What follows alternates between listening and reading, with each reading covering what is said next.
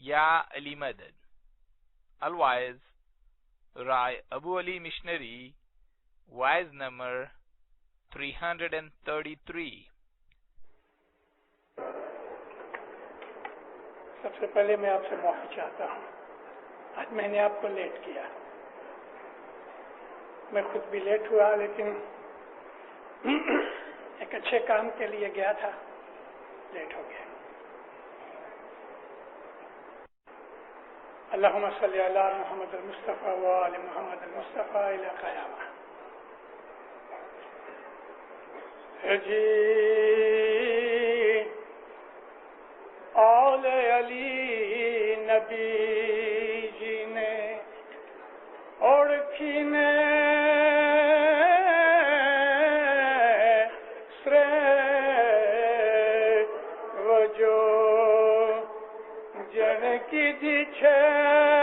ست پنتھنی سار ہو پیر صدر دین بولے مارا مومن بھائی میرے جو ہوشیار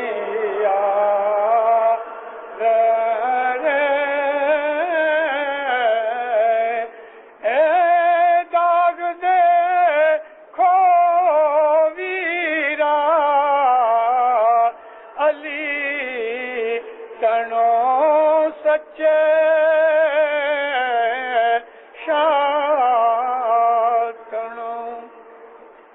مولانا حاضر امام پہ صلوات پڑھو مومنو.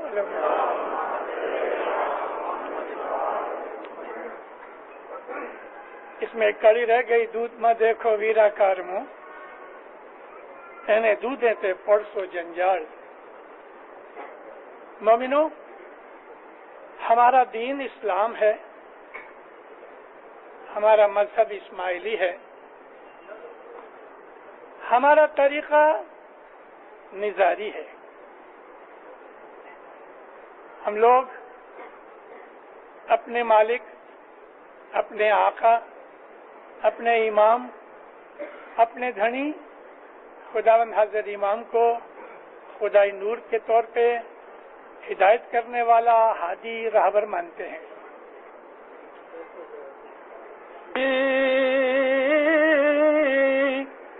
آش تمہاری سیریو قائم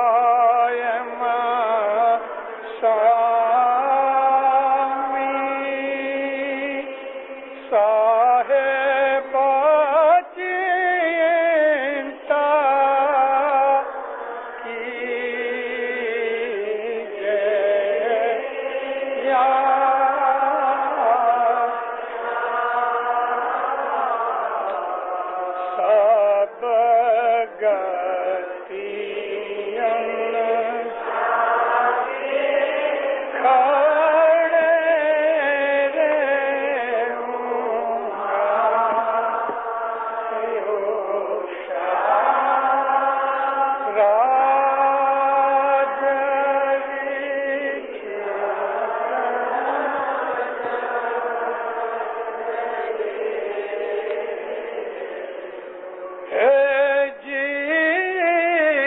شروع ہوا تھا.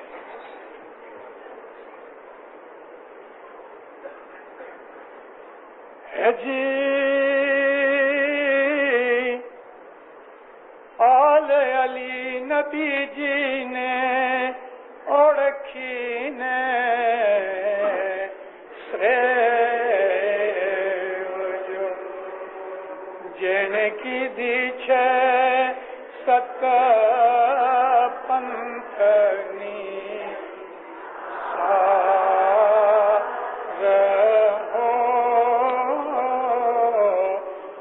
پیر صدر دین بولے مارا مومن بھائی تمہیں جو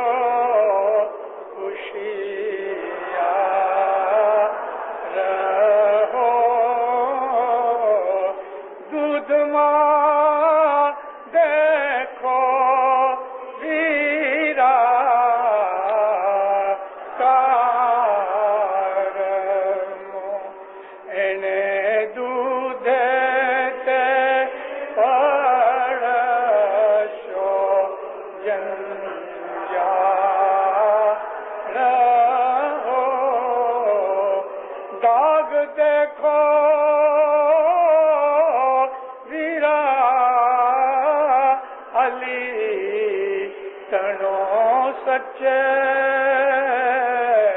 शासन। मौलाना हाजिर इमाम पे सलवात पढ़ो मोमिनो।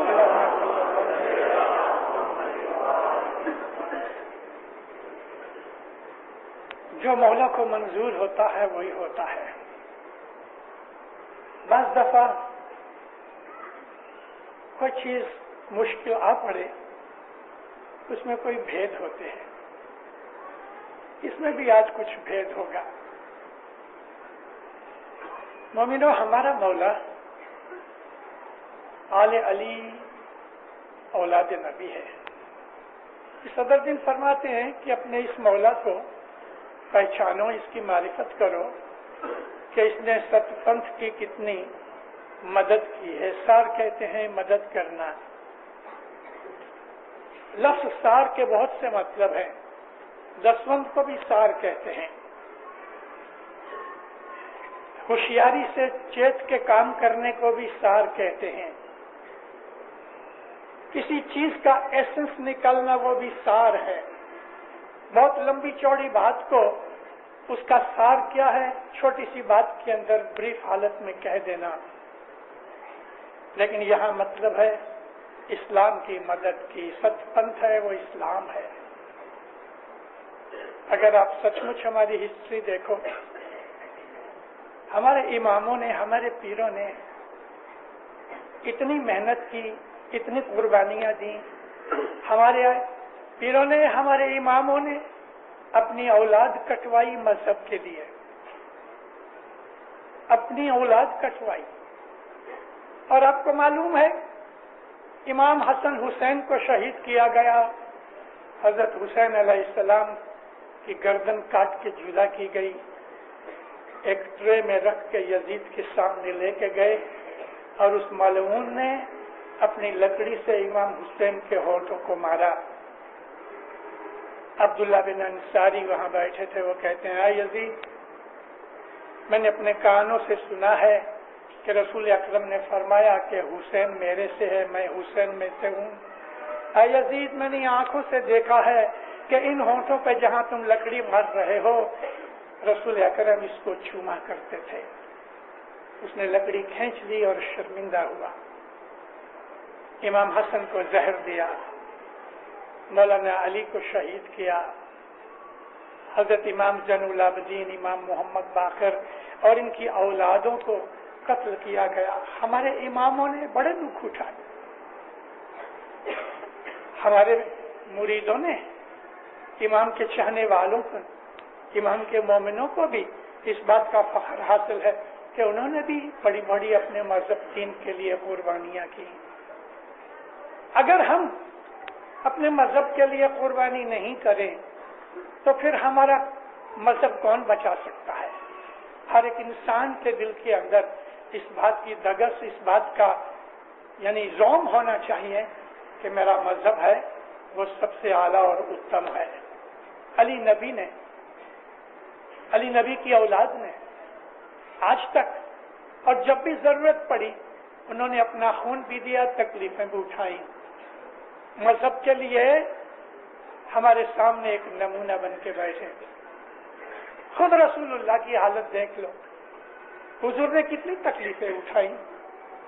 एक दफा मक्का के दरमियान की बात करता हूं, आपने अपनी नबूवत को जाहिर कर दिया, लोग दुश्मन हो गए। रसूल पाक खाना काबा की पिछली तरफ इबादत में बैठे हुए थे। हुजूर जब कभी सजदे में जाते थे, अकेले होते थे तो सजदा बहुत लंबा हो जाता था। हुजूर कभी कभी सजदे में रो पड़ते थे। सजदे में गए हुजूर, वाशी नाम का एक आदमी था। उसने देखा कि मोहम्मद सजदे में पड़ा है। थोड़े दिन पहले कुछ ऊंट ज़िबा किए गए थे। ऊंट की ओजरी उठा लाया तीर के साथ। आपको पता है ओजरी क्या होती? बहुत से लोग खाते हैं, उसमें गंध भरा होता है। तो ओजरी उठा लाया और रसूल अकरम के ऊपर फेंक दी। ऊंट की ओजरी बहुत बड़े साइज की होती है। नबी करीम के ऊपर वो फेंक दी اس کی بو باس سے رسول پاک بے ہوش ہو گئے. وہ تو بڑا خوش ہوا کہ یہ اسی حالت میں مر جائے گا. تھوڑی دیر کے بعد ادھر سے حضرت حمزہ نکلے. امیر حمزہ جو تھے وہ رسول اکرم کی چاچا ہوتے تھے، بڑے شہزور بہادر تھے. جب نزدیک سے نکلے ان کو بہت باس آئی، بو آئی، سخت بدبو. آپ نے دیکھا کہ خانہ کعبہ کے ارد گرد اتنی گندی بدبو. ایسا چکر لگایا تو وہاں اوج پڑی ہوئی دیکھی. منہ پھرا کے ناک بند کر کے جانے ہی لگے تھے کہ نیچے سے پاؤں دکھا. رسول اکرم کا پنجہ باہر پاؤں کا نکل آیا. نزدیک آئے، تیر نکال کے اوجری کو ہٹایا تو دیکھا یہ تو اس کا بھتیجا ہے، رسول اکرم ہے. فوراً نیچے اترے، اوج کو جدا کیا، گھوڑے کے اوپر بٹھا کے گھر لے کے آئے. حضرت بی بی فاطمہ کو آواز دی. فاطمہ کی زہرا باہر نکل آئی، چھوٹی سی تھی. بی بی خدیجہ بھی دوڑی آئی. یہ حالت دیکھ کے نبی کریم کو تھوڑا ہوش آ چکا تھا. بی بی فاطمہ رونے لگی. پانی کے اندر کپڑا بھگو کے وہ گند نکالتی تھی. داڑھی پہ لگ گیا تھا، مونچھوں پہ لگ گیا تھا، بالوں میں لگ گیا تھا. روتے روتے بی بی فاطمہ کے منہ سے بد دعائیں نکلنے لگی. رسول اکرم نے ہاتھ رکھ دیا، بیٹا بد دعا نہ کرو، ہمارا کام بد دعا کرنا نہیں ہے. اللہ ان کو توفیق دے دے. ایسی ایسی تکلیفیں اٹھائیں نبی نے. طائف میں ایک دفعہ حضور گئے، مکہ سے 40 مائل ہے. طائف والوں نے ویلکم کیا، پھولوں سے نہیں پتھروں سے ویلکم کیا. لڑکوں کو جمع کر کے ابو جہل نے کہہ دیا اس کو پتھر مارو، یہ دیوانہ ہے. اور لڑکوں نے جھولیاں بھر بھر کے پتھروں سے آپ کو مارنا شروع کیا. لیکن اس نے کہا تھا کہ پاؤں پہ مارنا. پاؤں زخمی ہو گئے، خون رسنے لگا. آگے گئے تو انہوں نے پہلے سے ایک گھڑا کھود رکھا تھا، اس کے اوپر انہوں نے گھاس رکھ دی. گھڑے کے اندر کانٹے رکھے ہوئے تھے. آپ جب نزدیک گئے کسی نے دھکا مارا، رسول اکرم اس گھڑے میں گر گئے. سارے بدن میں کانٹے چھپ گئے، بے ہوش ہو گئے.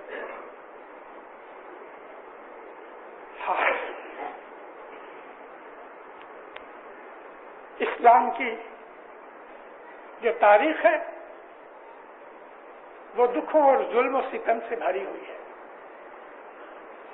اسلام کو قائم کرنے کے لیے علی نبی نے جو قربانیاں دی ہیں وہ غیروں نے نہیں دی. علی نبی کی قربانیوں سے یہ اسلام زندہ ہے آج بھی اور اس وقت بھی.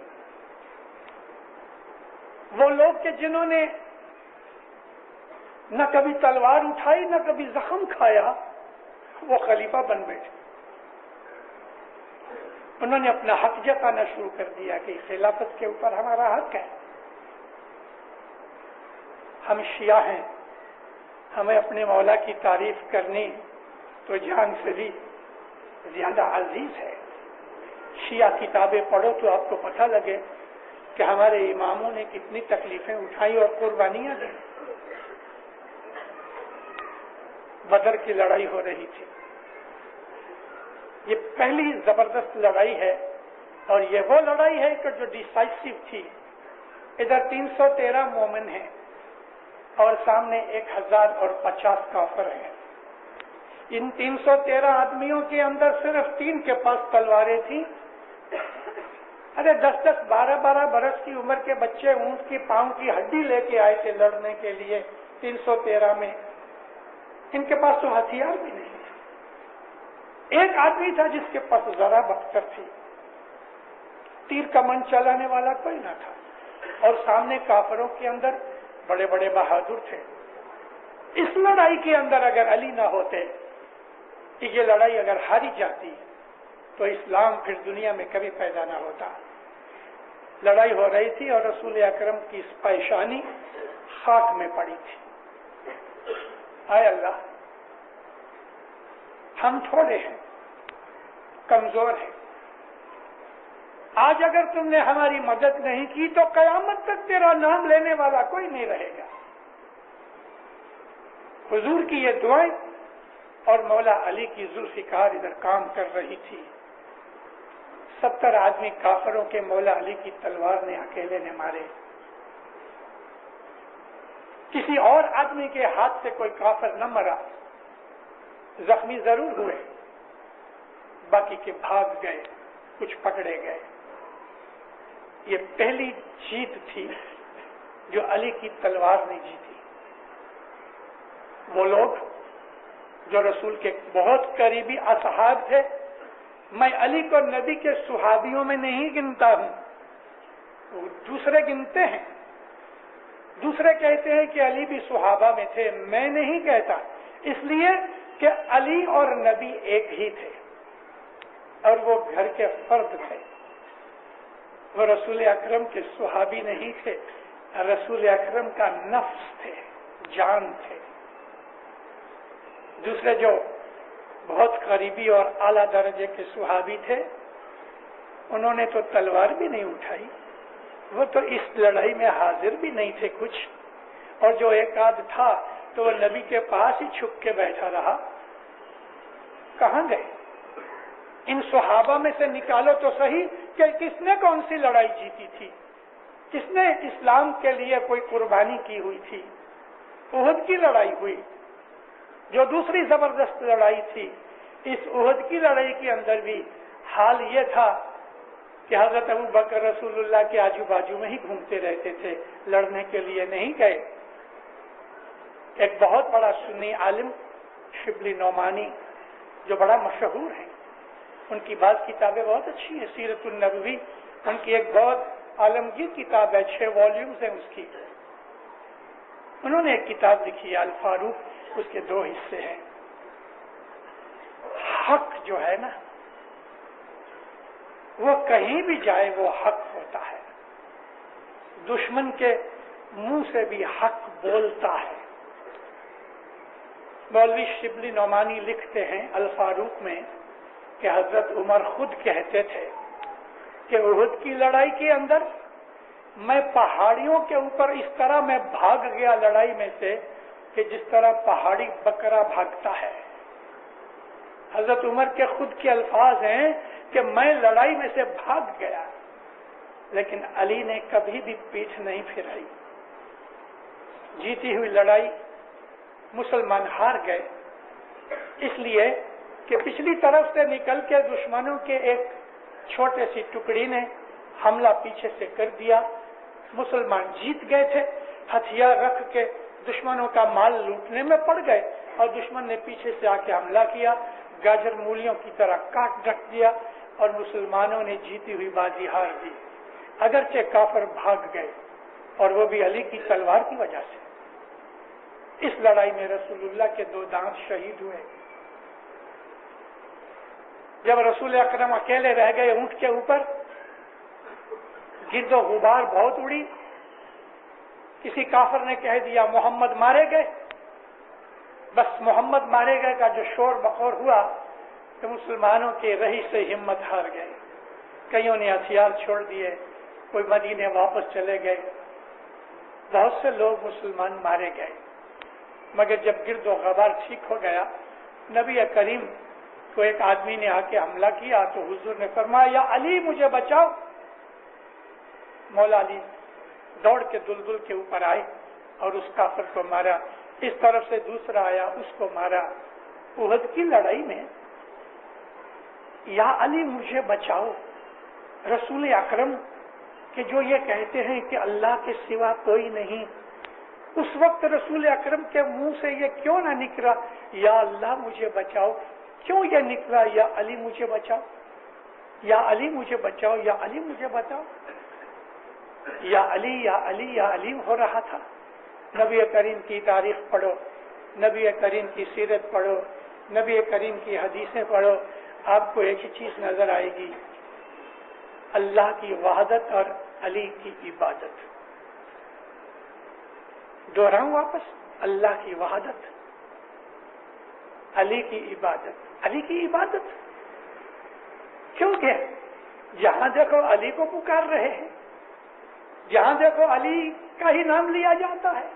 अली के सिवा गले से पानी नहीं उतरता, अली के सिवा सांस नहीं उतरता। आप अगर रसूलुल्लाह की सीरत देखो तो खुदा की वहादत और अली की मोहब्बत का जिक्र है। इतना प्यार था अली के साथ। मैं अपनी वाज़ों में बहुत दफा इस चीज का जिक्र किया करता हूं ताकि मेरी एक जगह की हुई वाज सारी दुनिया में नहीं फैलती, हर कोई नहीं सुनते, लेकिन जहां जहां मौके आते हैं वहां वहां मैं पुकार कर लेता हूं। कभी कभी मौला अली एक दफा यमन की तरफ जाने लगे। ऊंटों के ऊपर कुछ सामान वगैरह लाद दिया गया, ऊंट तैयार हुए मुसाफरी के लिए। अली नबी दोनों बाहर निकले बातें करते करते मदीने के बाहर। हुजूर जब बाहर निकले खड़े खड़े बातें करते रहे, यहां तक के सूरज डूबने के नजदीक आया। चंद असहाब साथ थे। हजरत उमर कहते हैं, या रसूलुल्लाह अंधेरा हो रहा है, अब वापस चले। नबी करीम ने उसकी दात न दी। आखिर थोड़ी देर के बाद हजरत अली को कहा, अच्छा आप जाओ, गले लगे। जब हजरत अली गए, नबी करीम देखते रहे, ऊंट पे बैठे। जब तक ऊंट आंखों से ओझल न हो गया, रसूलुल्लाह टिक टिक लगा के देखते रहे। आंखों से जब ऊंट ओझल हो गया, हाथ उठा के कहते हैं, ऐ अल्लाह, मुझे मौत न भेजना जब तक कि अली वापस न आ जाए और मैं उसे देख न लूं। कैसी मोहब्बत!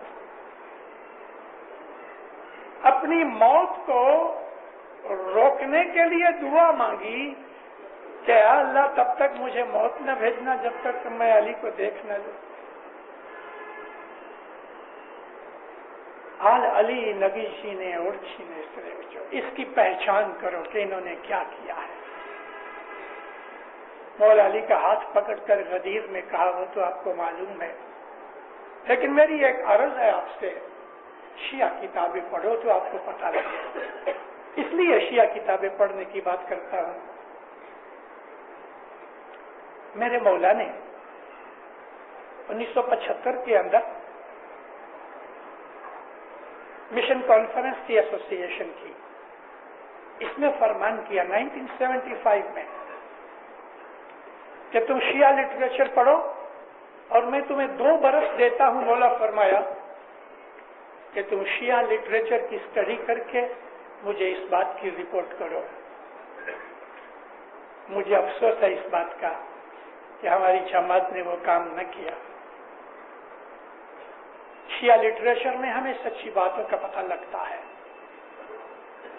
अगरचे हमारे बहुत से शिया भाई हमारे इमाम को नहीं मानते, लेकिन कम से कम हमारे 5 इमामों तक तो हमारे साथ आते हैं, और वो जिनको मानते हैं वो भी हमारी इमाम ही की औलाद थी।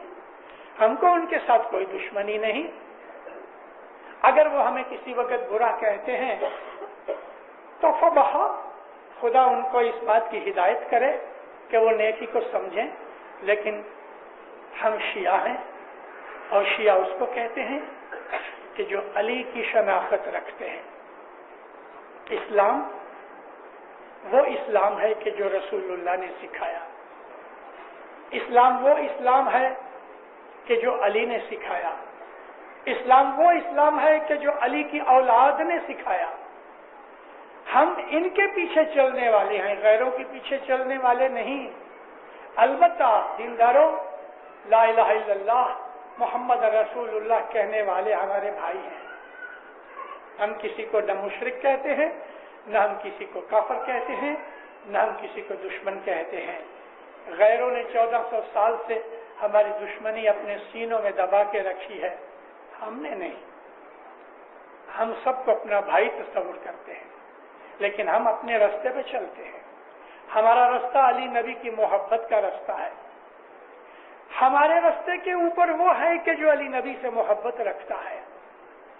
अगर कोई गैर आदमी हमें कुछ कहता है, सुन लो, मगर करो वो कि जो आपका मुर्शिद आपको कहता है। ہم اسماعیلی مذہب کے لوگ، آپ جانتے ہیں ہم طریقت میں ہیں، ہمارا طریقہ یہ ہے کہ ہم خدا کی عبادت کرتے ہیں۔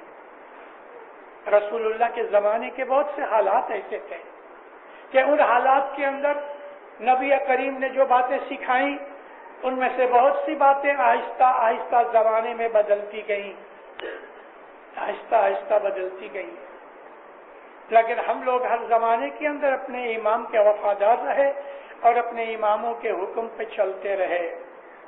آج میں چند سوالوں کی وضاحت کروں گا۔ پاکستان ایک اسلامی ملک ہے اور ہمیں پاکستان کے اوپر فخر ہے، اس لیے کہ پاکستان ہمارے مولا نے بنایا۔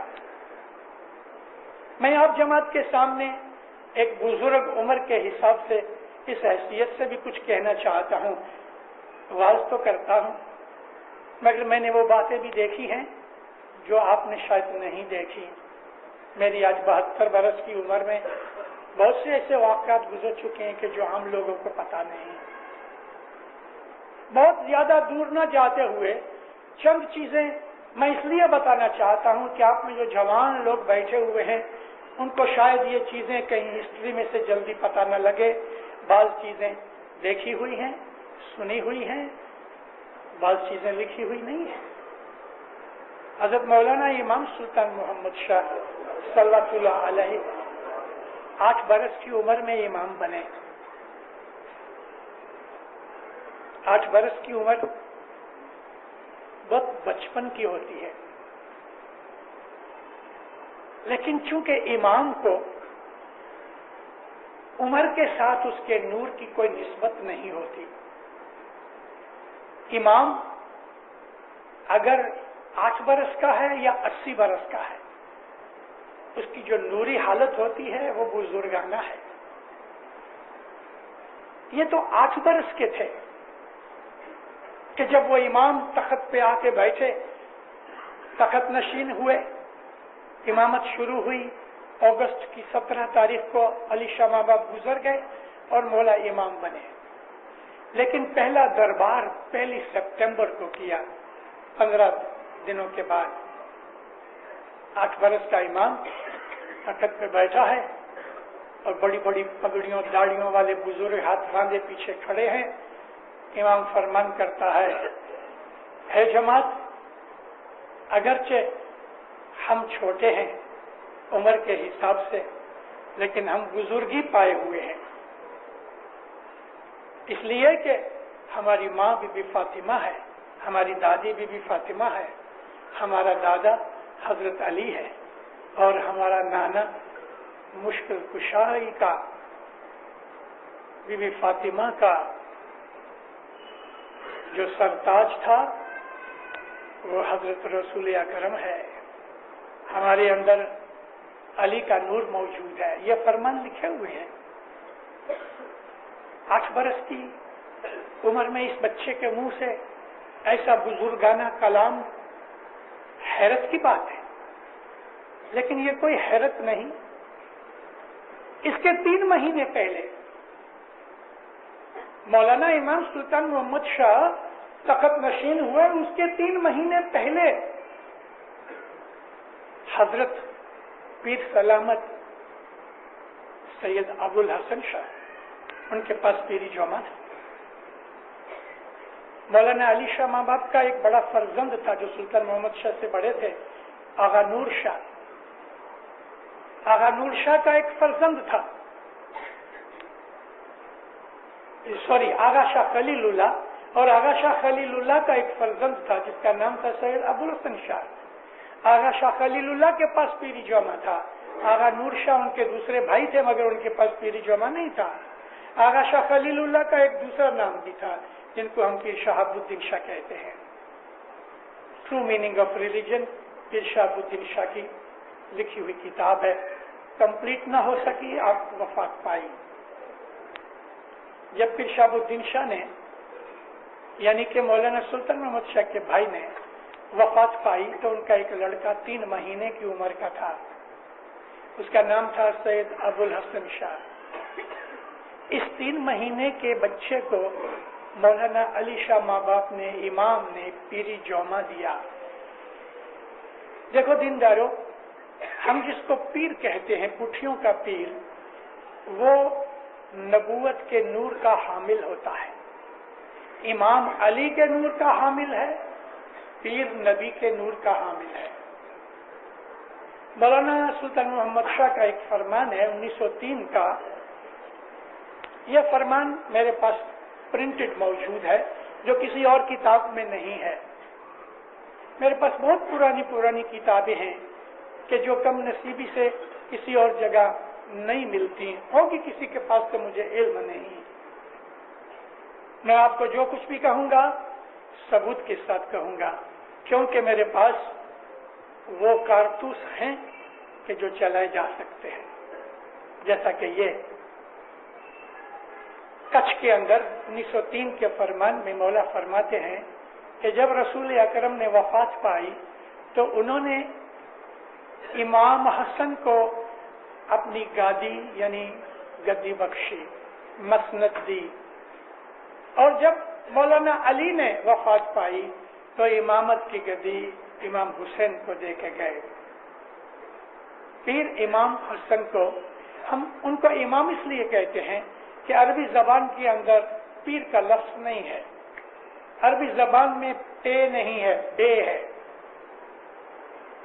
پیر کا لفظ جو ہے وہ فارسی ہے، اور اس کا جو وزندار لفظ ہے عربی زبان کے اندر، اس کو کہتے ہیں امام مستعودہ، استفادہ کرنے والا، مددگار۔ ہم جس کو حاضر امام کہتے ہیں اس کو ہم امام میں مستقر کہتے ہیں، امام استقرار یاری، یہ استقرار کا مطلب ہمیشہ قائم رہنے والا۔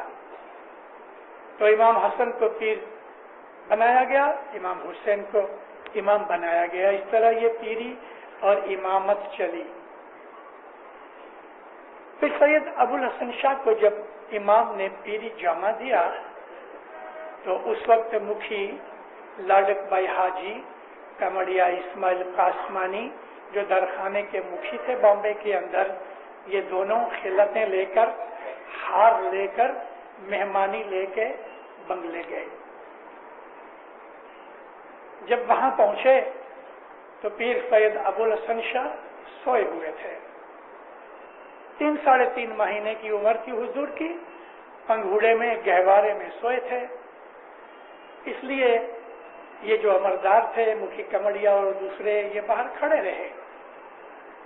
کچھ مدت کے بعد سید ابو الحسن شاہ نے آنکھ کھولی تو جو ان کی دایا تھی وہ بھاگ کے باہر آئی اور مکھی کمڑیا کو عرض کی کہ پیر سلامت نے آنکھیں کھولی ہیں۔ اندر گئے، مکھی نے سلام کیا تو پیر سید ابو الحسن شاہ نے ان ننھے ہاتھ کو اٹھا کے سلام کا جواب دیا۔ 3 مہینے کا بچہ۔ تھوڑی دیر کے بعد کمڑیا نے سلام کیا تو حضور نے پھر ہاتھ اٹھا کے سلام کا جواب دیا۔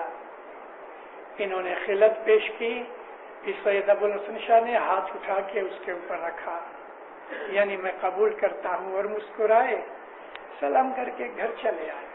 پیر نے تحفہ قبول کیا، نذرانہ قبول کیا۔ آپ کو حیرت ہوتی ہے کہ 3.5 مہینے کے بچے نے یہ سب قبولات دی؟ ہاں دیندارو، حیرت ہوتی ہے، لیکن میں آپ کو قرآن پاک میں سے ایک چیز سناتا ہوں۔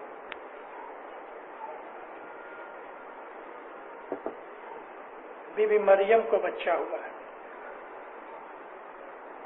بی بی مریم کا جب یہ حمل قریب ہوا، ڈلیوری کے لیے نزدیک ہوا، بی بی مریم ہیکل کے اندر رہتی تھی، سارا دن اور رات جتنا بھی بن سکتا تھا عبادت میں گزارتی تھی۔ جب زچگی کا وقت قریب آیا تو اللہ نے فرمان بھیجا، اے مریم باہر نکل، اس مسجد میں سے باہر نکل، ڈلیوری یہاں نہیں ہوگی۔ بی بی مریم باہر نکل گئی۔ کھجور کے درختوں کا ایک جھنڈ تھا اور وہ اتنا گہرا اور گھنا تھا کہ اس کے اندر روشنی بھی نہیں پہنچتی تھی. اللہ کی ہدایت سے حضرت بی بی مریم اس کے اندر چلی گئیں اور وہاں 2 حوریں آئیں اور حضرت عیسیٰ علیہ السلام کا جنم ہوا.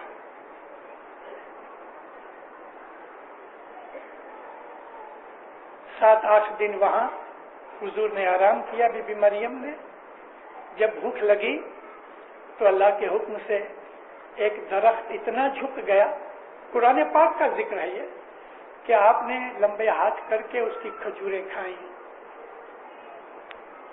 اب صاف پاک ہو کے بچے کو اٹھایا تو اللہ فرمایا, اے مریم,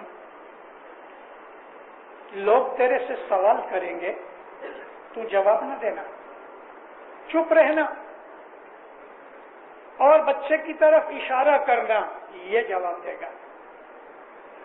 اس وقت حضرت عیسیٰ علیہ السلام تقریباً 1 مہینے کے ہو چکے تھے.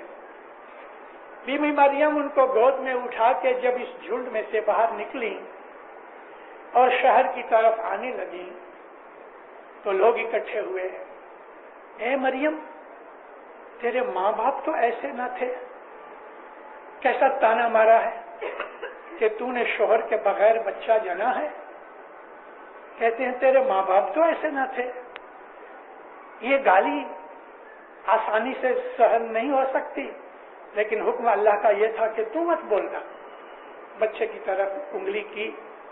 حضرت عیسیٰ بولتے ہیں, میرا نام عیسیٰ ہے, خدا نے مجھے نبی بنایا ہے, خدا نے مجھے کتاب دی ہے اور مجھے نماز پڑھنے کے لیے یعنی عبادت کرنے کے لیے اور زکوٰۃ دینے کی ہدایت کی ہے.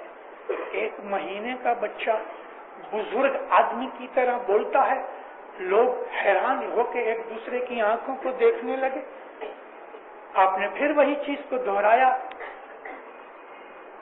کچھ لوگ اس پہ ایمان بھی لائے, لیکن 1 مہینے کا بچہ اس نور کی وجہ سے بولتا تھا کہ جو ان کو نبوت کی نورانی چیز بخشی گئی. حضرت سید ابو الحسن شاہ پیر سلامت تو 3.5 مہینے کے تھے, عیسیٰ علیہ السلام سے بڑے تھے.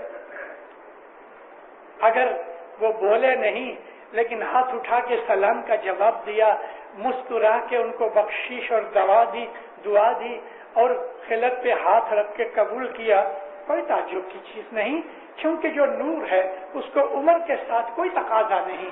1 دن کا بچہ بھی اگر وہ نبی ہے تو حقیقت میں وہ نبی ہے. اور ہم اسماعیلی اس بات کو ہمیشہ مانتے آئے ہیں. غیروں کی بات مت کرو.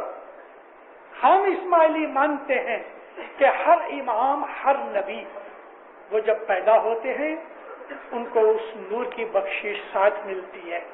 وہ جنم سے ہی, پیدائش سے ہی نبی ہوتے ہیں, پیدائش سے ہی امام ہوتے ہیں, مگر جب موقع آتا ہے تب وہ اس کا اظہار کرتے ہیں. رسول اکرم نے اپنی نبوت کا اظہار 40 برس کی عمر میں کیا, مگر وہ نبی پیدائش سے ہی تھے. ہم کو رسول اکرم کی سیرت کی وہ کتابیں کہ جو بہت پرانے لوگوں نے لکھی ہوئی ہیں, آج سے سینکڑوں سال پہلے, آپ جب ان چیزوں کو پڑھو تو آپ کو ان چیزوں کا پتہ لگتا ہے جو ہمارے گنانوں کے اندر ہیں. پھر صدر دین نے محمد صلی اللہ علیہ وآلہ وسلم کی جو تعریف کی ہے, ان کی تولد کے اوپر ایک مارولس چیز ہے. او جی رے بھائی رے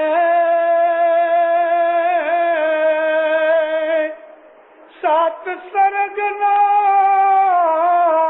کائی کھلیا چھ دوار کائی کھلیا چھ دوار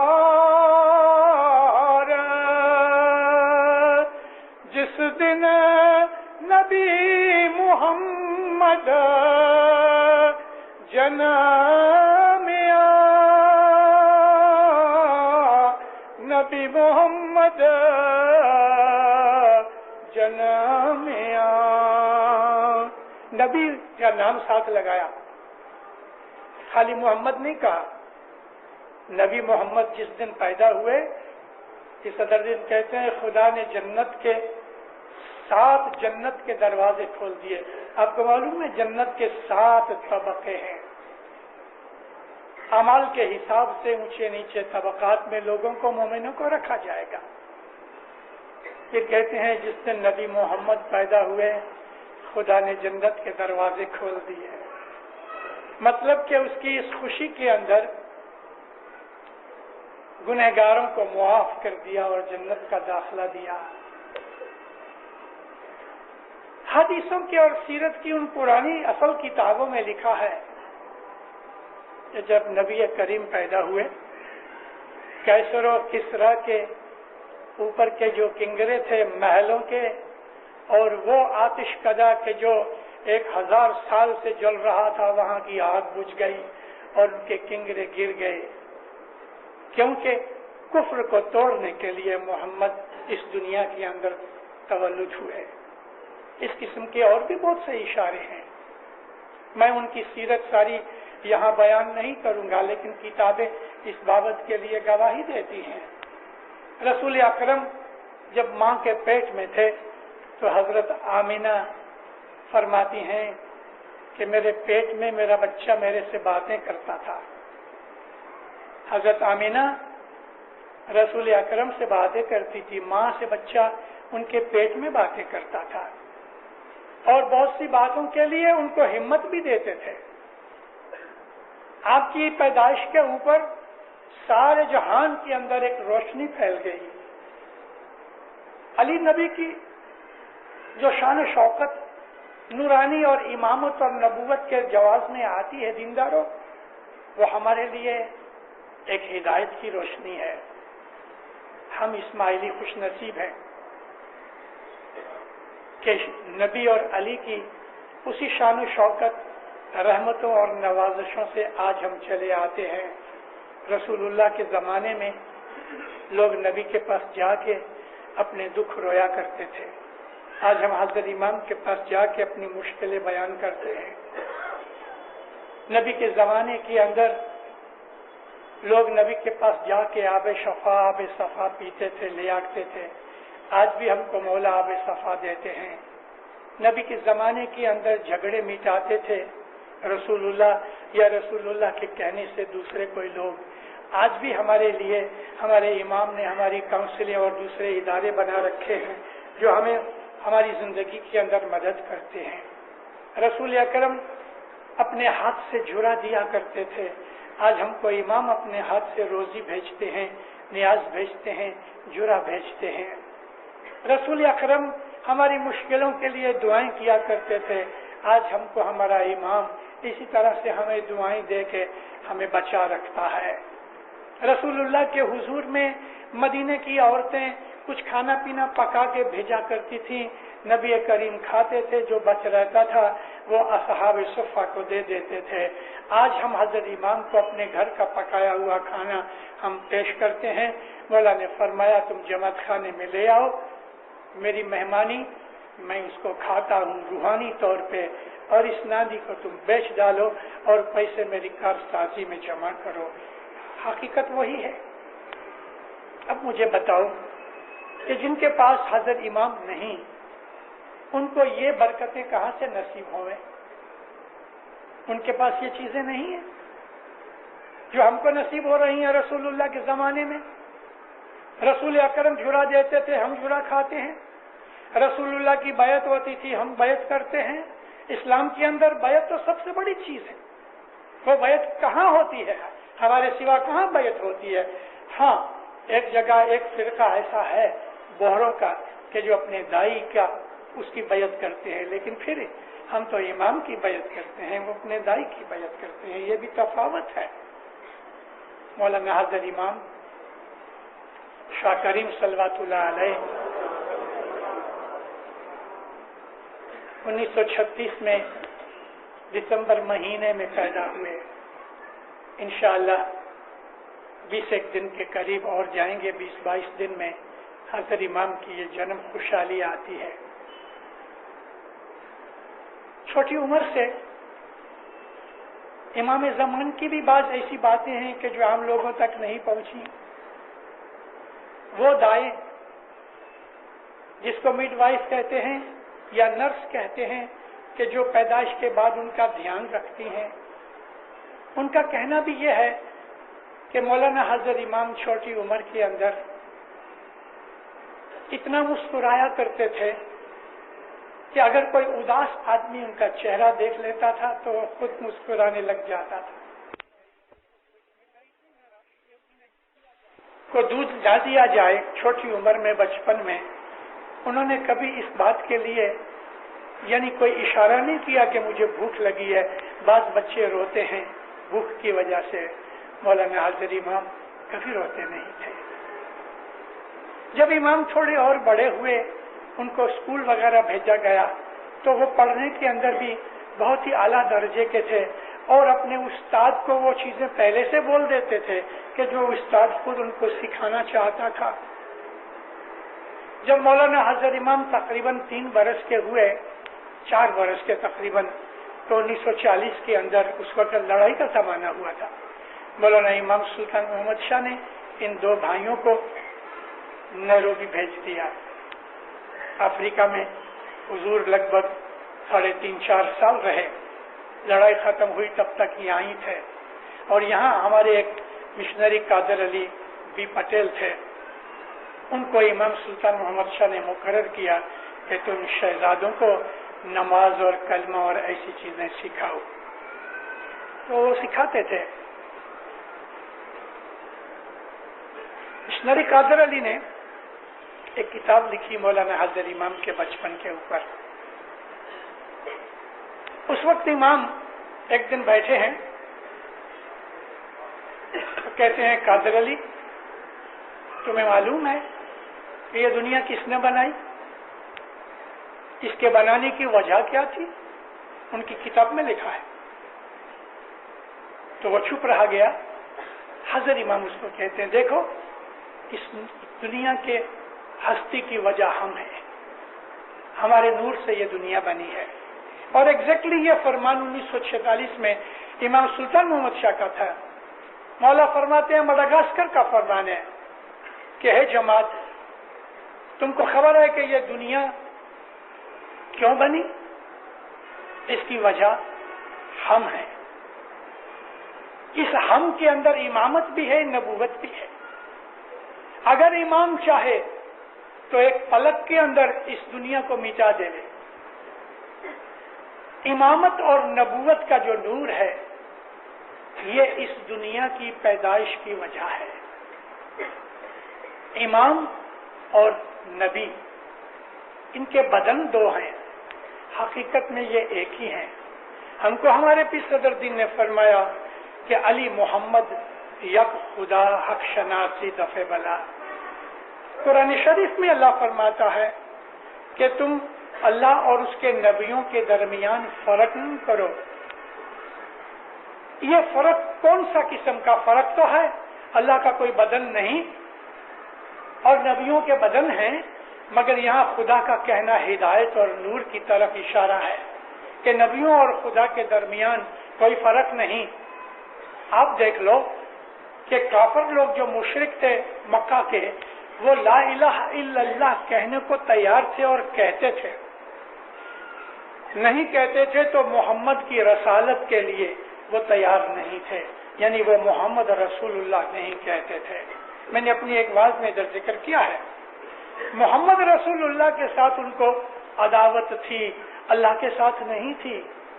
یہ چیز ظاہر کرتی ہے کہ اسلام کو قبول کرنے کے لیے محمد کی رسالت کو قبول کرنا ہی پڑتا ہے۔ مطلب کہ ہماری عبادت مکمل نہیں اگر ہم اس کی نبوت کو نہیں مانتے تو۔ اللہ کو محض مان لینے سے اور محمد کی نبوت سے انکار کرنے سے کوئی آدمی مسلمان نہیں بنتا۔ مسلمان بننے کے لیے لازم ہے کہ وہ اللہ کو بھی مانے اور محمد کو بھی مانے، یعنی محمد اور اللہ کو دونوں کو ساتھ رکھے، تب ہی وہ مسلمان ہے، وگرنہ نہیں۔ یہ ایک راز ہے، یہ ایک حقیقت ہے جو ہے، پتہ تو سب کو ہے لیکن سمجھ نہیں اس چیز کی۔ اس کے لیے اللہ نے فرمایا کہ تم تابعداری کرو اللہ کی، تابعداری کرو رسول کی، اور تابعداری کرو تمہارے اندر جو حاکم امر ہے، اب ان کو लाइन में खड़ा करो। अल्लाह के साथ मोहम्मद है। मोहम्मद का यह दर्जा है कि वो अल्लाह के नाम के साथ उसका नाम आता है। मोहम्मद का यह दर्जा है कि अगर अल्लाह खड़ा है तो मोहम्मद उसके साथ है। अब जो तीसरी शख्सियत है, हम जिसको इमाम कहते हैं, उलिल अम्र कहते हैं, और बाज लोग खुलफा को उलिल अम्र कहते हैं। बाज लोग कहते हैं हाकिम वक्त जो है वो उलिल अम्र है। हाकिम वक्त तो गैर मुसलमान भी हो सकता है, हाकिम वक्त वो भी हो सकता है, कोई जालिम हो सकता है। अगर हम इसका जवाब लेना चाहते हैं दीनदारों, तो यजीद को हम कहाँ खड़ा करेंगे? क्या वो भी उलिल अम्र था? इस हिसाब से तो यजीद भी उलिल अम्र था, मुआविया भी था। यजीद जो था वो शराब पीता था, ज़ानी था। क्या हम उसको उलिल अम्र के साथ मानेंगे? क्या वो इस लायक है कि अल्लाह रसूल के नजदीक वो खड़ा हो सके? इसमें एक ही रास्ता है, और वो है रसूल अकरम फरमाया कि मैं दो चीजें दुनिया में छोड़े जाता हूँ, किताबुल्लाह व इतरती, मेरी नस्ल और अल्लाह की किताब। ये दोनों चीजें हमारे पास हैं। देखो दीनदारों, मैंने तकरीबन 40 मिनट आपको ये हिस्टोरिकल फैक्ट्स बताए। आपको मालूम भी होंगे, फिर भी बाजों को मालूम नहीं। जिनको मालूम है उनको याद कराने के लिए और खास रास्ते पे लाने के लिए मैंने ये दिबाचा बनाया। अब मैं आपको लाता हूँ हज़रत इमाम की ताबेदारी और शनाख्त के ऊपर। आज की वाज का एसेंस ये है कि जो इमाम है उसका हुक्म मानना ही दीन है। हज़रत इमाम की ताबेदारी का नाम ही दीन है। हज़रत इमाम की ताबेदारी का नाम ही इबादत है। अगर हज़रत इमाम हमको कहे कि बैठ जाओ तो बैठ जाना इबादत है। हज़रत इमाम कहे कि खड़े हो जाओ तो खड़े हो जाना इबादत है। कल मैंने अपनी वाज में हज़रत अनस बिन मालिक का जिक्र किया कि हज़रत अनस बिन मालिक रसूलुल्लाह के 10 बरस तक सेक्रेटरी के तौर पे, पर्सनल सेक्रेटरी के तौर पे काम करते रहे। एक दफा वो नमाज पढ़ रहे थे बाजू के रूम में, रसूल अकरम को कोई जरूरत पेश आई, हुजूर ने उसको पुकारा, अनस बिन मालिक ने जवाब न दिया। दूसरी दफा पुकारा, जवाब न आया। हुजूर ने तीसरी दफा उसके बाप का नाम लेके पुकारा, या इब्न मालिक, फिर भी जवाब न दिया। तो नबी उठे और हैरानी से कि क्या बात है, ये मुझे जवाब नहीं देता, और दूसरा कोई दरवाजा नहीं था कि बाहर निकल सके। हुजूर उठ के झांकते थे तो वो उस वक्त दुआ मांग रहे थे नमाज पढ़ने के बाद। कनंखियों से टेढ़ी आंख से देखा तो रसूल कहते हैं, अनस जवाब क्यों नहीं देता? हाथ दुआ में थे। जल्दी से मुंह पे फिरा के कहता है, या नबी मैं नमाज पढ़ रहा था। हुजूर फरमाते हैं, किसने कहा तुझे नमाज पढ़ो? कि आपने कहा। तो अगर मैंने कहा नमाज पढ़ो तो मैं तुमको बुला रहा हूं तो क्यों नहीं आते? तो कहते, या नबी आप मुझे नमाज में बुलाएं तो मैं नमाज तोड़ दूं? फरमाया, हाँ। देखा आपने, आप इसमें से कुछ समझे कि नबी का हुक्म मानना नमाज पढ़ने से ऊंचा है। मैं आपको जो बताना चाहता हूं वो ये बताना चाहता हूं कि इसी नबी ने कहा कि तुम अल्लाह की इबादत करो, नमाज पढ़ो। अब नमाज के दरमियान अगर नबी बुला रहा है तो नमाज तोड़ दो।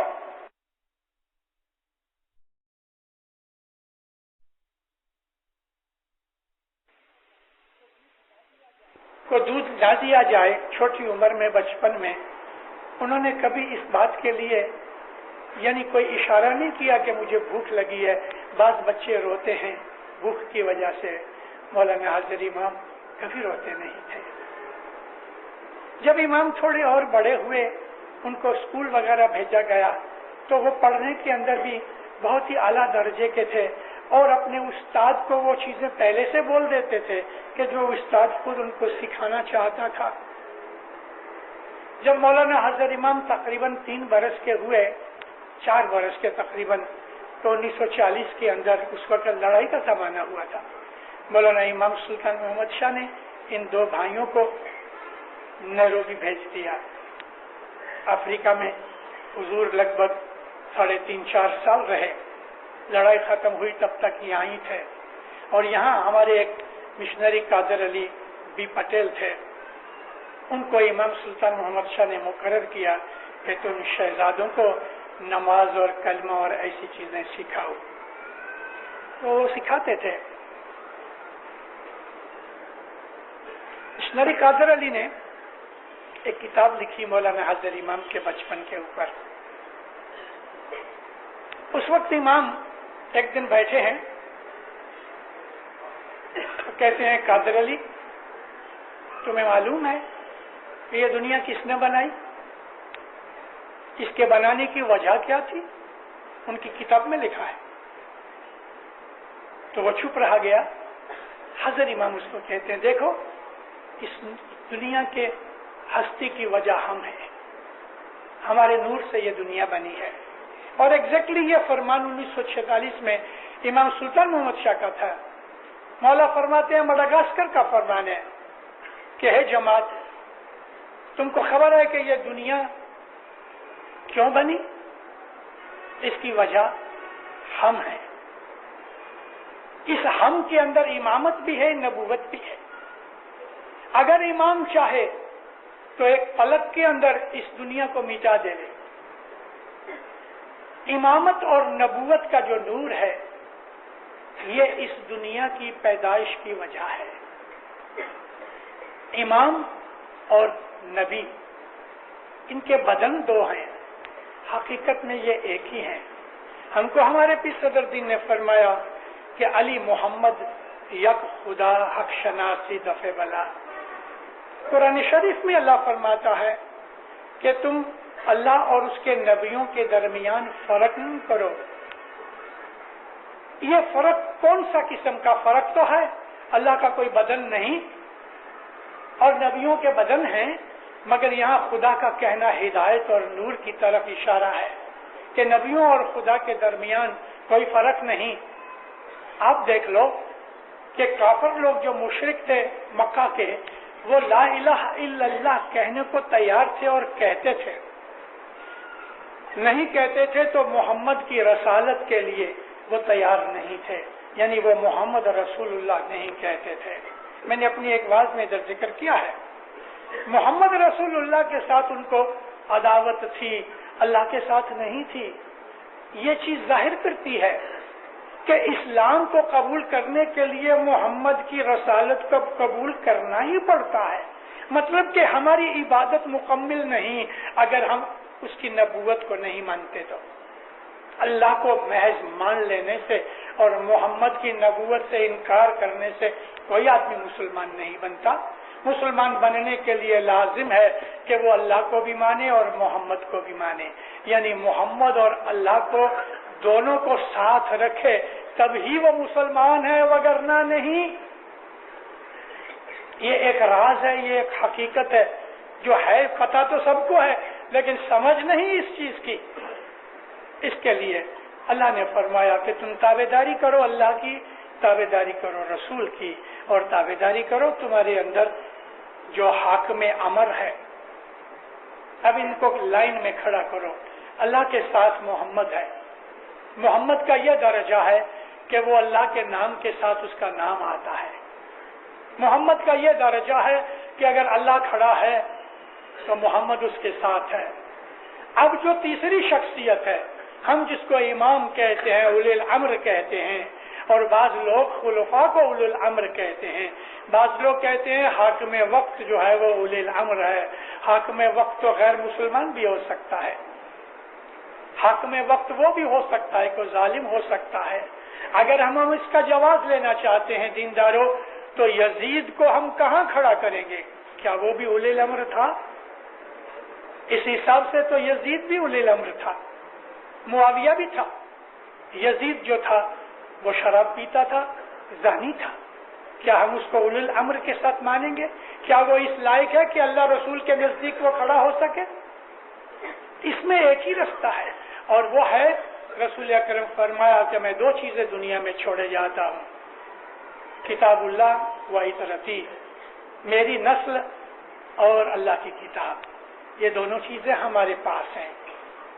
دیکھو دیندارو، میں نے تقریباً 40 منٹ آپ کو یہ ہسٹوریکل فیکٹس بتائے، آپ کو معلوم بھی ہوں گے، پھر بھی بعضوں کو معلوم نہیں، جن کو معلوم ہے ان کو یاد کرانے کے لیے اور خاص رستے پہ لانے کے لیے میں نے یہ دیباچہ بنایا۔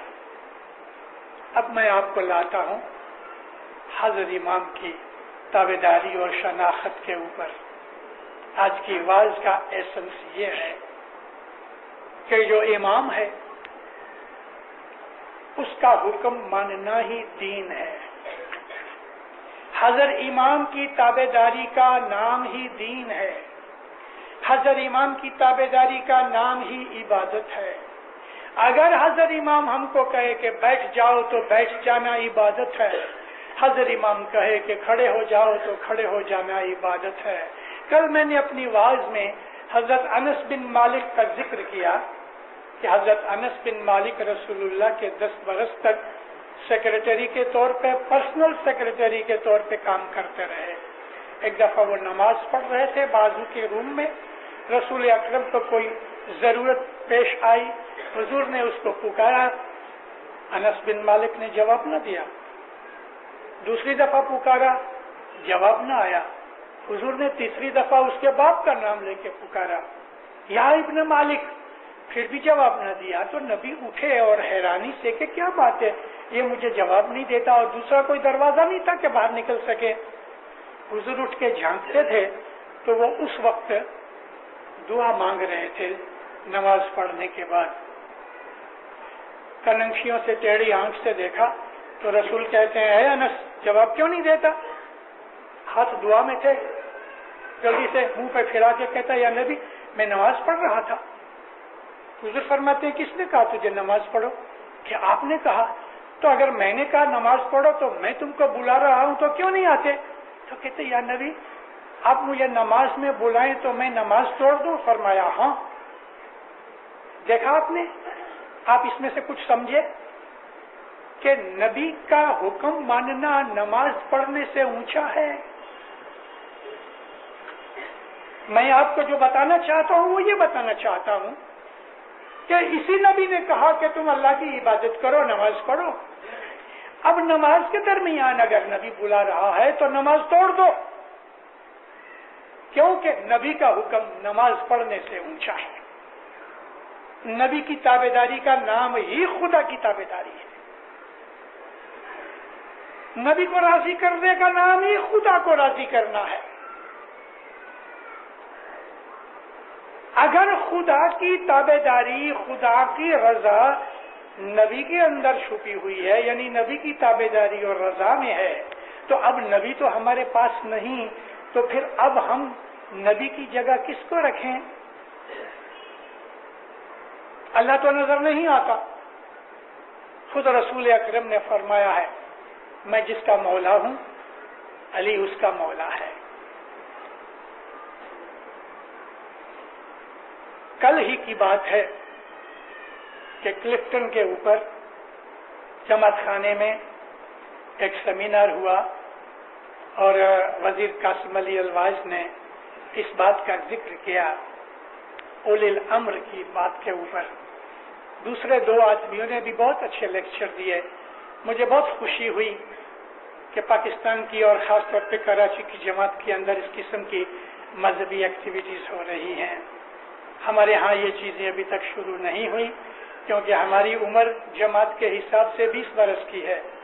کینیڈا میں، امریکہ میں 20 برس ہوئے جماعت کو اسٹیبلش ہوئے، اس حساب سے ہم ابھی تک بچے ہیں وہاں جماعتی نظریے سے۔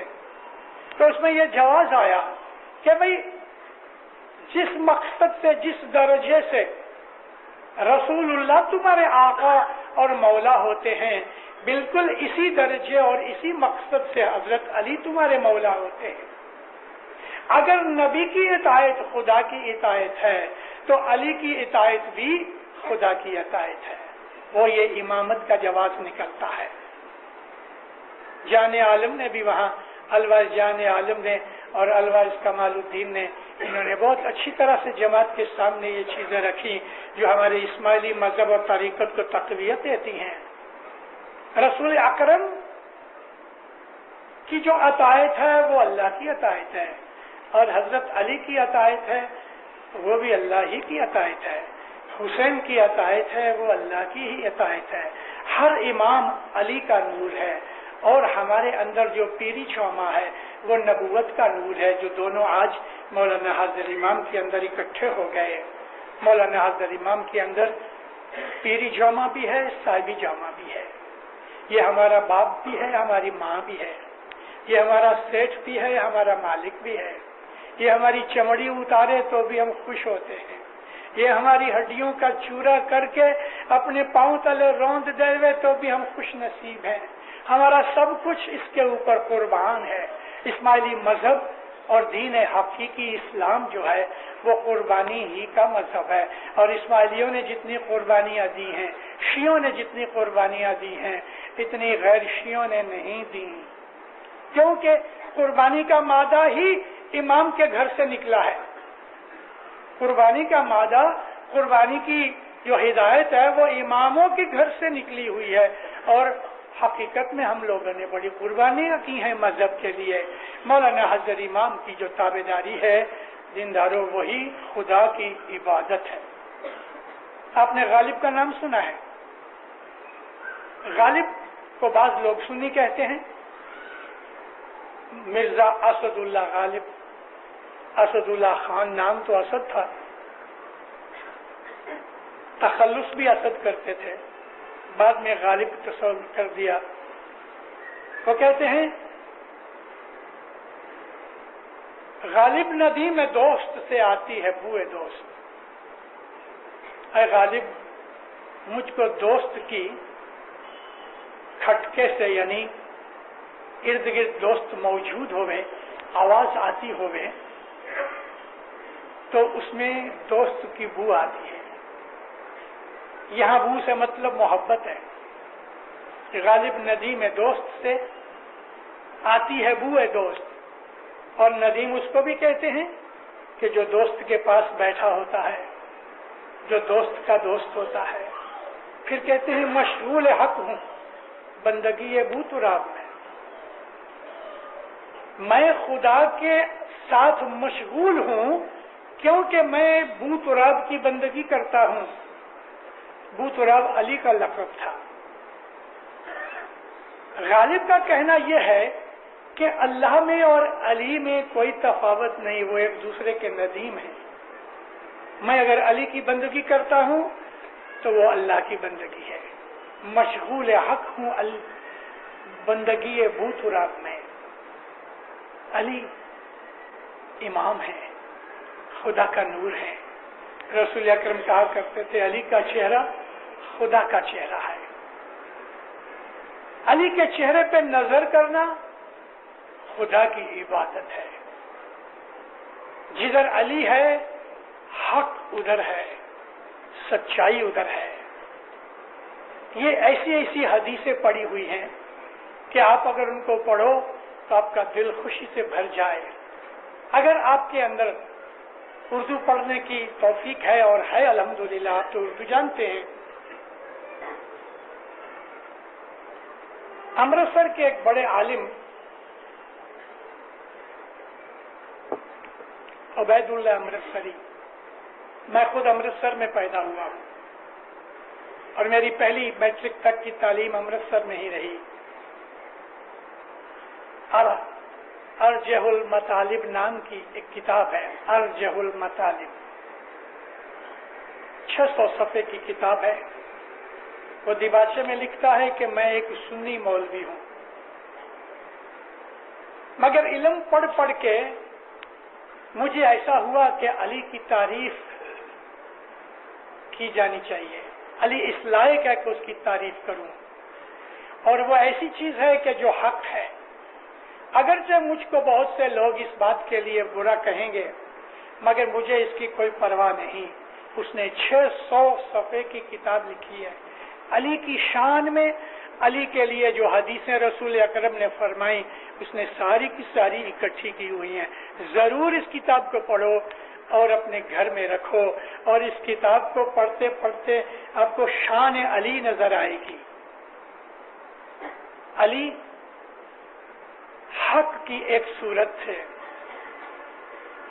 پھر شمس ماں باپ نے علی کی شان میں ایک چھوٹا سا گنان لکھا. یہ جو کیا نام ہے اس کا، اپنا جو کھارادر کا جماعت خانہ ہے، اس روڈ کا نام کیا ہے؟ Harris road. 1950 میں حضرت امام سلطان محمد شاہ ادھر آئے تو ہیرس روڈ کے اس اسکول کے چوگان کے اندر میں نے ابھی دیکھا نہیں کہ ہے کہ نہیں، لیکن پہلے تھا. وہاں تمبو لگایا گیا، منڈپ باندھا گیا، وہاں جماعت اکٹھی ہوئی. مولانا سلطان محمد شاہ مت سلامت کے ساتھ آئے.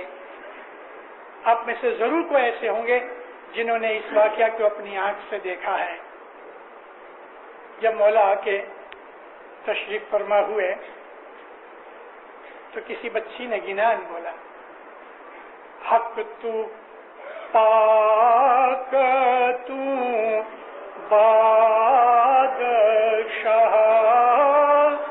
مہربان بھی علی تو رب تو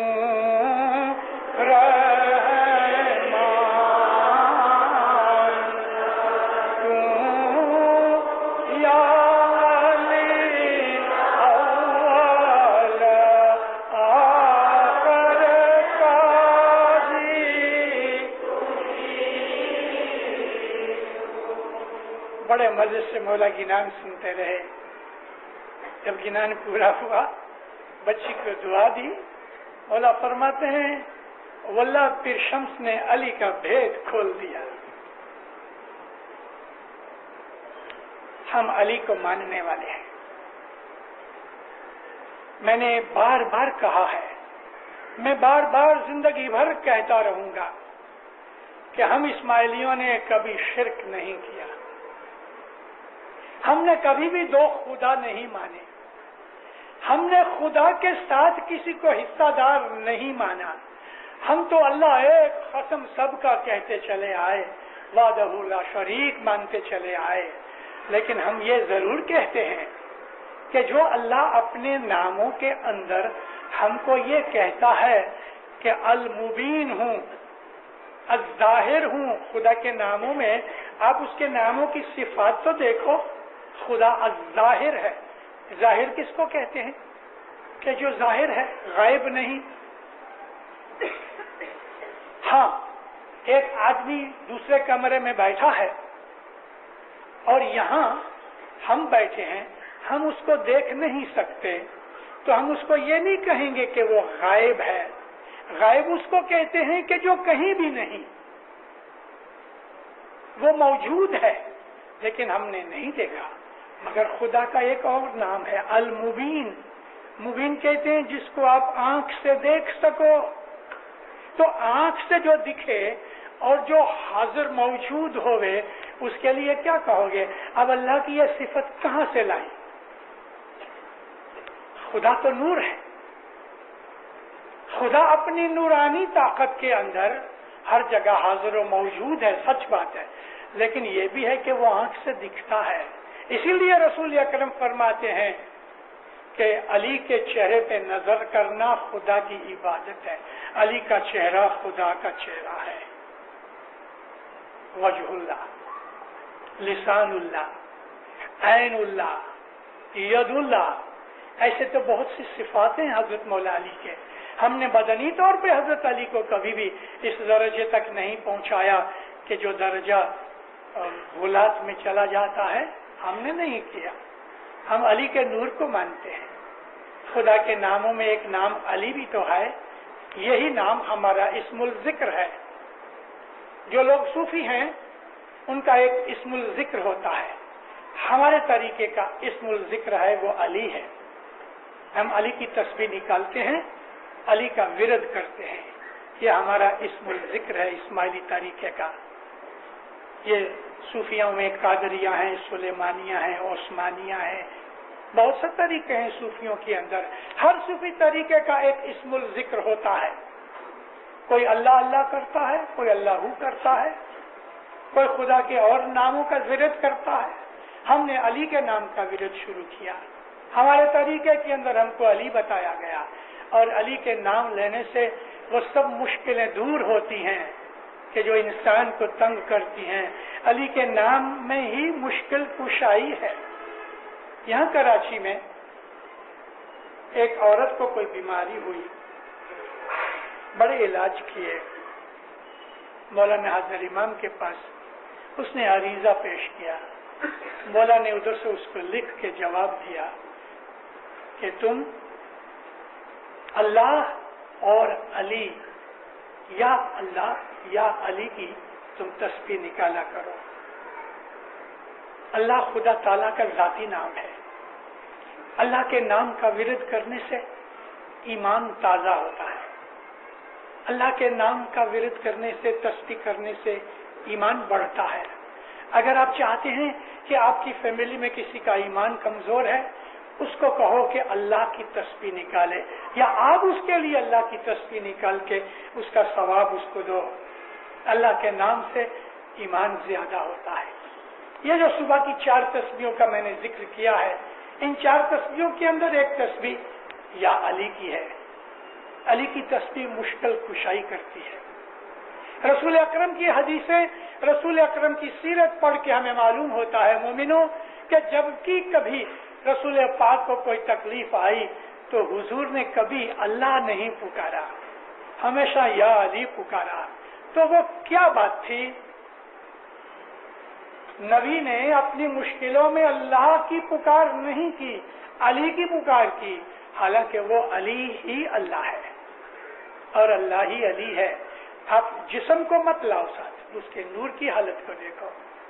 مولا مرتضی مشکل کشا دنیا بھانے ٹھنگنے تھے، رسول اکرم لمبے تھے، خانہ کعبہ فتح ہو گیا، علی نبی دونوں کعبہ کے اندر گئے، 360 بت پڑے تھے، کوئی چھوٹے تھے، کوئی بڑے تھے، کوئی نیچے تھے، کوئی اونچے تھے، دونوں نے مل کے سب مورتیوں کو توڑنا شروع کیا۔ حالانکہ اور بھی اصحاب تھے مگر کسی کو اندر آنے کی اجازت نہیں دی، ان سب کو کہا تم باہر چھیڑو۔ خانہ کعبہ کے اندر علی نبی دونوں جا کے ہاتھ میں پھاوڑے لے کے یا لکڑی کچھ بھی لے کے بتوں کو توڑنا شروع کیا۔ 1-2 بت اونچے تھے کافی، وہاں تک ہاتھ نہ پہنچ سکا، تو مولا مرتضی علی حضرت رسول اکرم کو کہتے ہیں یا نبی آپ میرے کندھے پہ چڑھ جاؤ اور آپ ان کو توڑو، میں جوان ہوں، طاقت والا ہوں، میں آپ کو اٹھا لوں گا۔ مرتضی علی کہتے ہیں، رسول اکرم فرمایا مرتضی علی کو نہیں یا علی آپ میرے کندھے پہ چڑھو۔ آخر تھوڑی کی گفتگو ہونے کے بعد رسول اکرم نے مولا مرتضی علی کو اپنے کندھے پہ اٹھایا۔ بوڑھا ہونے کے باوجود بھی، عمر میں بڑا ہونے کے باوجود بھی، علی جتنی قوت نہیں تھی تو بھی مولا مرتضی علی نے سب سے پہلا جب پاؤں رکھا، رائٹ پاؤں رکھا رسول اکرم کے رائٹ کندھے کے اوپر، اس پاؤں کے نیچے وہ مہر نبوت تھی۔ آپ اس حقیقت کی فلسفی سمجھو، مہر نبوت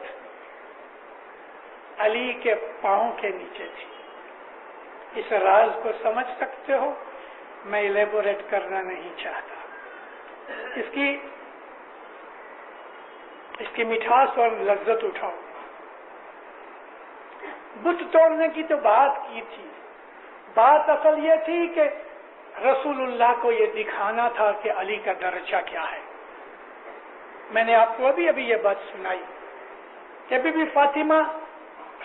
بی مریم جب بچہ جننے کا وقت آیا، عیسیٰ علیہ السلام کے تولد کا وقت آیا، تو ان کو حکم ہوا کہ تم مسجد سے باہر چلی جاؤ، کیونکہ بچہ پیدا ہونے کا وقت ہے اور مسجد پاک جگہ ہے۔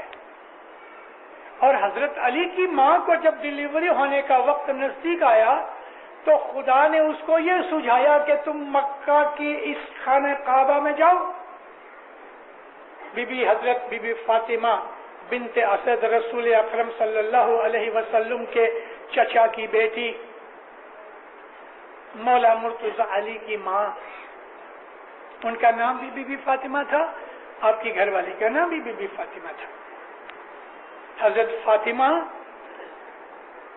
खाना काबा में गई। अब वो जमाने के अंदर खाना काबा चारों तरफ से बंद रहता था, चारों तरफ से बंद रहता था। सिर्फ उसकी दीवार तोड़ी जाती थी बरस में एक दफा, जब काफिर लोग या मुशरिकीन वहां कुछ अपने मजहब की इबादतें करते थे, और फिर उसको चढ़ दिया जाता था। जब हुजूर उधर पहुंची, माता फातिमा पहुंची, तो आपको दर्द ज़ह शुरू हुआ। खाना काबा की दीवार पकड़ के दूसरा हाथ पेट पे रख के कहती है, या अल्लाह, मैं ऐसी हालत में कहाँ जाऊं, और खाना काबा मक्का के शहर से काफी दूर था, तकरीबन 1 मील दूर था। ऐसी हालत में हुजूर चल के अपने घर तक नहीं जा सकती, और उस वक्त कोई आदम भी नहीं था, आदम की जात नहीं थी, दोपहर का वक्त था, कोई नहीं था।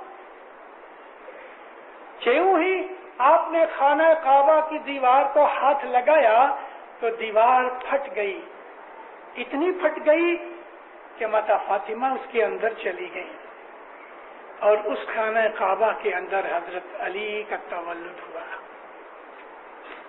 ईसा अलैहिस्सलाम का तवल्लुद मस्जिद में होने वाला था, तो उनकी माँ को बाहर निकाला कि तुम मस्जिद से बाहर जाओ, और मौला अली की माँ को बुला के मस्जिद के अंदर, वो मस्जिद कौन सी?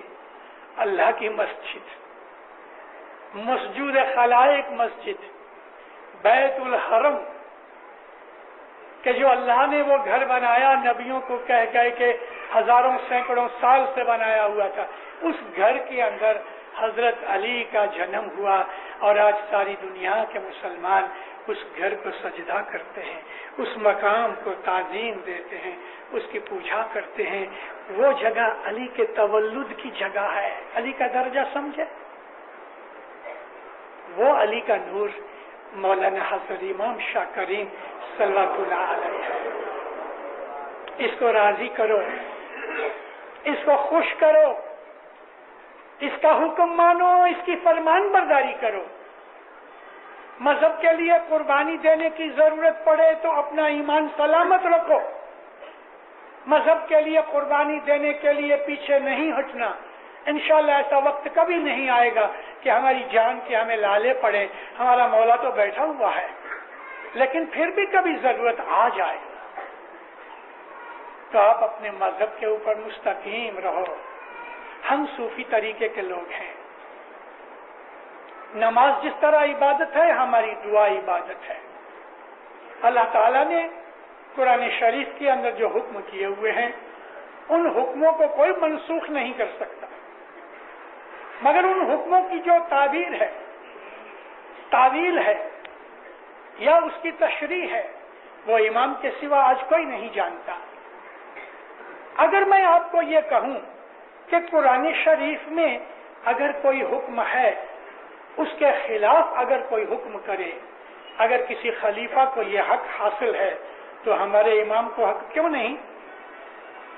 मैंने जिक्र किया अपनी किसी एक वाइज में, आज मैं फिर आपको कहता हूं, क्योंकि आज मैं देख रहा हूं, मैं महसूस करता हूं कि यहाँ जमात के अंदर कुछ ऐसे लोग बैठे हुए हैं कि जिनकी वलन कुछ ऐसी है कि उनको ऐसा महसूस होता है कि अगर हम मुसलमान हैं तो फिर हम यूं क्यों नहीं करते, यूं क्यों नहीं करते।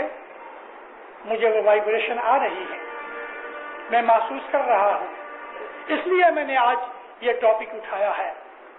दीनदारों, हजरत उमर ने कुरान शरीफ के एक हुक्म को बदल दिया, और वो हुक्म ये था, कुरान शरीफ में एक ही आयत है कि जिस आयत के अंदर जजिया लेने का हुक्म है। मुशरिकों और काफिरों के ऊपर अगर हम मुसलमान जीत जाएं तो या वो लोग मुसलमान हो जाएं या जजिया दे दें, यह खुदा का हुक्म है। लेकिन हजरत उमर ने इस बात का हुक्म किया कि अगर वो मुसलमान नहीं होते, चलो जजिया भी आधा देने। آدھا جزیہ لینے کی کہاں سے جواز نکالا گیا؟ خدا نے اگر کہا کہ 1 روپیہ لو تو آپ کو کیا حق ہے کہ 50 پیسے لو؟ تو خدا کے حکم کے اندر رد و بدل ہو گیا۔ مجھے اس بات کے اوپر کوئی تلقین یا تنقید نہیں کرنی، میں تو صرف یہ کہتا ہوں کہ امام جو ہے وقت کا حاکم ہے، وہ قرآن شریف کے خلاف آج تک مولا نے ہمیں کوئی حکم نہیں دیا۔ امام کے ہر حکم قرآن پاک کے تحت ہوتے ہیں۔ اگر ہم بیٹھ کے نماز پڑھتے ہیں تو رسول اکرم نے بیٹھ کے نماز پڑھی ہے، لیٹ کر بھی نماز پڑھی ہے، کھڑے کھڑے بھی نماز پڑھی ہے۔ ہم اسماعیلی لوگ میرے مولا کا شکر گزاری کے ساتھ، تعریف کے ساتھ میں اس کا ذکر کرتا ہوں۔ 90% اسماعیلی، 90% اسماعیلی ہر روز کسی نہ کسی طرح کہیں نہ کہیں جماعت خانوں میں یا گھروں میں، موسٹلی جماعت خانوں میں، اکثر جماعت خانوں میں دعا پڑھتے ہیں۔ ہم لوگ ہر روز جتنے جماعت خانے میں پرسنٹیج میں آتے ہیں، دوسرے اپنی مسجدوں میں نہیں جاتے۔ ہمارے اندر وہ کرائم اور جرائم کم ہے جو عام دنیا کے اندر ہے۔ مولا کی رحمت و کرم سے یہ کراچی کی گلیوں میں، لاہور کی گلیوں میں، دلی اور بمبئی کی گلیوں میں، لندن اور نیو یارک کی گلیوں میں، جاپان اور وینکوور کی گلیوں میں، آپ دنیا میں کدھر بھی چلے جاؤ، رستے میں آپ کو ایک بھی بھکاری اسماعیلی نہیں ملے گا۔ کوئی پاگل ہوگا وہ اور بات ہے، لیکن صحیح دماغ آدمی آپ کو کہیں رستے پہ نہیں ملے گا۔ میں جبھی بھی کہیں ریڈ لائٹ آتی ہے ٹریفک کی، گاڑی کھڑی ہوتی ہے تو دیکھتا ہوں کہ 20 عورتیں، مرد، بچے وہ بھیک مانگنے کے لیے گاڑیوں کے ارد گرد پھرتے ہیں اور گاڑیوں کو ٹھوکتے ہیں۔ ان کو دیکھ کے مجھے ہوتا ہے میرے مولا، میں نے آج تک ایسا کبھی دیکھا نہیں، اور نہ مجھے دکھانا کہ کوئی اسماعیلی اس طرح سے بھیک مانگتا ہوگے، ایک بھی نہیں۔ یہ بات ہندوستان کی پارلیمنٹ میں آج سے 10 برس پہلے آئی۔ ہندوستان کی پارلیمنٹ میں ایک کوشچن لایا گیا کہ جس طرح یورپ میں، امریکہ میں بوڑھے آدمیوں کو، بیکاروں کو، یا جو اپاہج ہیں ان کے لیے بندوبست کیے گئے ہیں، اور جو بالکل ایسے لوگ ہیں کہ جو کام نہیں کر سکتے، گورنمنٹ ان کو یا تو اپنے گھروں بنا کے وہاں رکھے جیسے اولڈ ہاؤسز ہیں کینیڈا کے اندر، یا ان کو کوئی تنخواہیں دے تاکہ وہ گزارا کر سکیں۔ تو جو فینانس منسٹر نے بھی کہا، اور بعد میں انٹیریئر منسٹر جو تھا اس نے بھی اس بات کے لیے کہا کہ بھائی ہندوستان کی آبادی تو دیکھو، ہم 70-75 کروڑ آدمی، اس کے اندر تو لگ بھگ ہمارے 10-15% اگر آدمی ہوئے تو تقریباً 8-7 کروڑ آدمیوں کو ہم کہاں پیسے دینے اور رکھ سکتے ہیں؟ یہ اپنی طاقت نہیں، ہر قوم کی، ہر کمیونٹی کی، ہر جماعت کی یہ رسپانسبلٹی ہے کہ وہ اپنے اپنے آدمیوں کو دیکھ رکھے۔ اس کے اوپر بڑی بحث چرچا ہوئی، آخر پھر انٹیریئر منسٹر نے کہا کہ ایک ایسی قوم ہے ہندوستان میں، اور وہ ہے آغا خان کے مرید، کہ ان کا ایک بھی آدمی باہر رستے میں بھیک نہیں مانگتا، وہ اپنی قوم کے کیسے بھی لوگ ہوتے ہیں ان کو سنبھال لیتے ہیں، وہ ان کو سنبھالتے ہیں۔ اس طرح ہر جماعت کا اپنا اپنا فرض ہے کہ وہ اپنی جماعت کے غریبوں کو، اپاہجوں کو سنبھال لے میں۔ یہ ہمارے لیے فخر کی بات ہے کہ ہندوستان کی پارلیمنٹ میں یہ بات نکلی کہ آغا خان کے مرید میں سے کوئی بھی بھیک مانگنے والا نہیں۔ مولانا حضرت امام کی ہمارے اوپر رحم و کرم بخشش ہے۔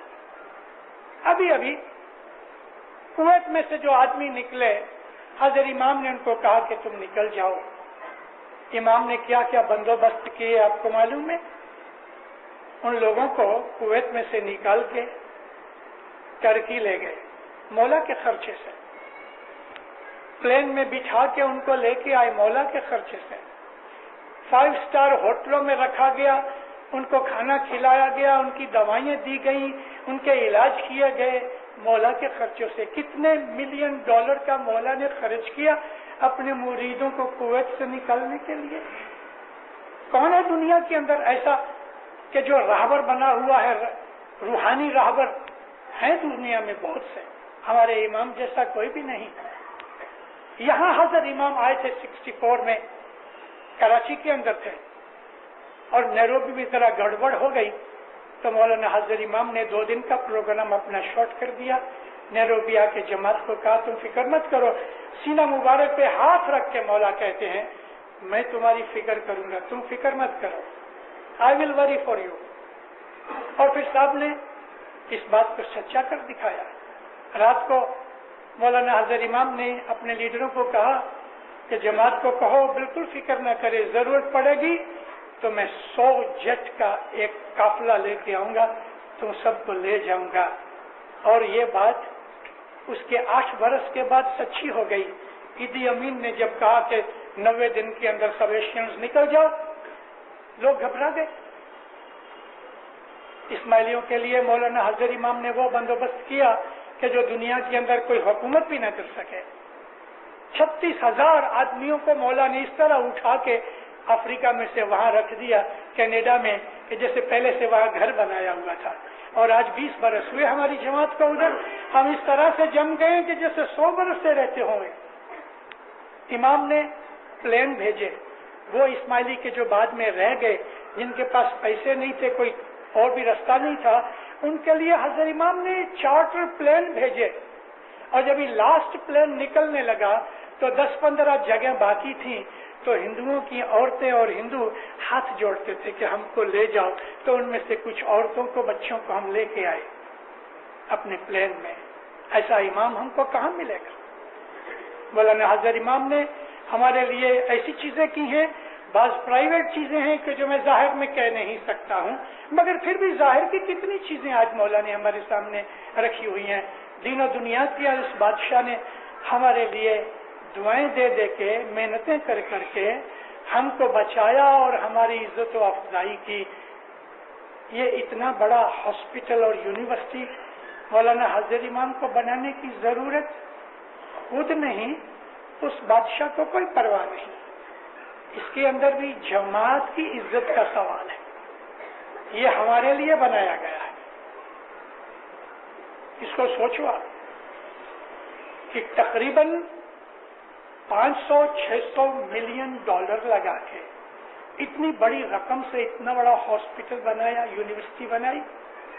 एक दिन आएगा पाकिस्तान के हर घर के अंदर मौलाना हजरत इमाम शाह करीम सल्लल्लाहु अलैहि, जिसको लोग आगा खान कहते हैं, हर घर में उसकी फोटो होगी और लोग उसको इज्जत से देखेंगे। किसी के घर में कोई बीमार अच्छा होके आगा खान हॉस्पिटल से आया होगा, कोई आगा खान यूनिवर्सिटी में पढ़ के निकला होगा, कोई दूसरे तरीके से आगा खान यूनिवर्सिटी से फैज हासिल करता होगा। हजारों लोगों के लिए ये बाइसे बरकत और इज्जत है, आसाइश है। मौलाना हजरत इमाम की जाहिरी भी खिदमतें, अगर लोगों की नजर में कहूँ खिदमतें, मैं तो बख्शिशें कहता हूँ, वो ऐसी हैं मोमिनों कि मौलाना हजरत इमाम के सामने हमारा सर झुका है। वो हमारा मालिक है, हमारा सेठ है, उसका हुक्म मानो, मौला को राजी करो, दीन और दुनिया के अंदर सुखी आबाद बनोगे। मौलाना हजरत इमाम आपकी नेक उम्मीदें पूरी करे, मौला हकीकत ही समझ दे, मौला दीन दुनिया में तमाम मुश्किलें मुसीबतें दूर करे, मौला आपकी आफतें बलाएं दूर करे, मौला आपकी बीमारियां दफा करे, मौला तकलीफें आफतें मुश्किलें सब दूर करे, मौला जसवंत सुकरीत में पोरा रखे, इबादत बंदगी का शौक देवे, जमात खाने आने की तौफीक देवे, जमात में कुटुंब कबीले में सलाह मोहब्बत देवे, मौला आपको तंदुरुस्ती देवे, आपकी इज्जत में बरकत देवे, आपकी रोजी रोजगार में बरकत देवे, आपकी औलाद की नेकियों में बरकत देवे, मौला आपकी दुआओं को, इबादत को कबूल करे, मौला ज़ाहिर बातिन दीदार नसीब करे।